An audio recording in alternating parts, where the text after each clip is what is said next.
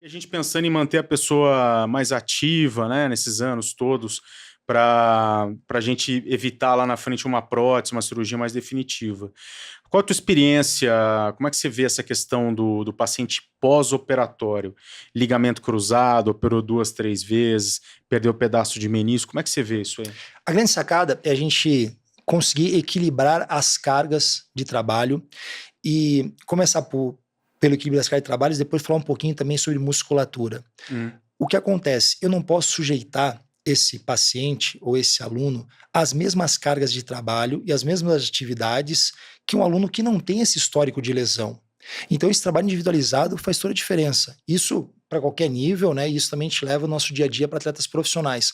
Quando chega um atleta para mim e eu pego esse histórico do atleta, poxa, olha, cara, ele tem histórico, de repente, uma cirurgia de quadril, uma cirurgia de joelho. Falou, peraí, cara, eu vou ter um cuidado especial com esse atleta. Uhum. Eu vou muitas vezes fazer o quê? Eu vou substituir um treino, que poderia ser na quadra, com impacto, com choque direto, eu vou substituir por um trabalho, de repente, na piscina, numa programação na semana, onde a gente vai fazer aí 6, 7, 8, 10 sessões, onde o time vai estar treinando todas elas ou na quadra ou na academia, porque eu não tiro esse atleta 1 ou 2 sessões e levo ele para a piscina, eu tiro ele, levo ele para fazer, de repente, trabalho na bicicleta. O trabalho físico, eu preciso fazer alguns tiros, por exemplo, ao invés de fazer o tiro com esse atleta numa pista, numa esteira, porque eu não faço esse tiro, de repente, numa bicicleta ergométrica, né, no ciclo ergômetro. Então, eu tenho algumas adaptações na comparação do atleta com histórico de lesão e sem histórico de lesão. Esses pequenos detalhes, por isso que eu falo sobre equilibrar essa carga de trabalho, vai fazer diferença que a gente consiga aí prolongar a vida útil dele dentro do esporte. E além disso, uma grande sacada também é olhar para musculaturas que durante muito tempo essas musculaturas foram esquecidas.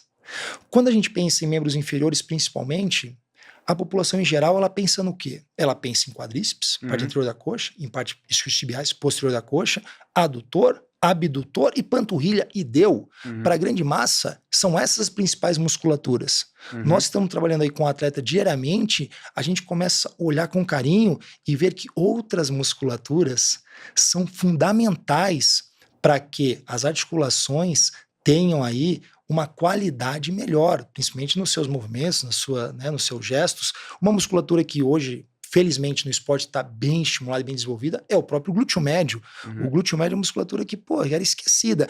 Tanto porque, para trabalhar o glúteo médio com atleta público masculino, é muito difícil. Os exercícios, pô, tu vai falar pro cara, tu fazer exercício para glúteo, tem uma certa resistência. Então não acontecia. Hoje, claro, tem algumas ferramentas, algumas faixas elásticas, algumas mini Sim. bands que conseguem estimular essa musculatura. A gente vê o quê? Que você fortalecendo o glúteo médio, você consequentemente, né, vai mudar o seu padrão de comportamento, você vai diminuir, né, o valgo dinâmico de joelho, você consegue controlar melhor. Então tu pensava antes só o quê? Anterior e posterior, adutor, abdutor e vão pro Já era. jogo. E já É. era. Então hoje tu já olha com cuidado maior. A mesma coisa quando a gente pensa, né, lá no tornozelo. A gente olha pro tornozelo e, cara, não existia fortalecimento pro tornozelo. O tornozelo é uma articulação que estava meio esquecida ali. Mas tem tanta musculatura em volta, tem tantos exercícios para a gente fortalecer o tornozelo com qualidade. Isso que vai fazer com que o atleta tenha uma redução das entorses de tornozelo. Por exemplo, no futsal acontece mais entorse de tornozelo que entorse de joelho. Se eu esquecer das musculaturas em volta do tornozelo, consequentemente ele vai se Vai lesionar. começar a ter muito mais, né? Então esse é um cuidado nosso, equilibrar as cargas de trabalho e olhar para algumas musculaturas que normalmente são esquecidas.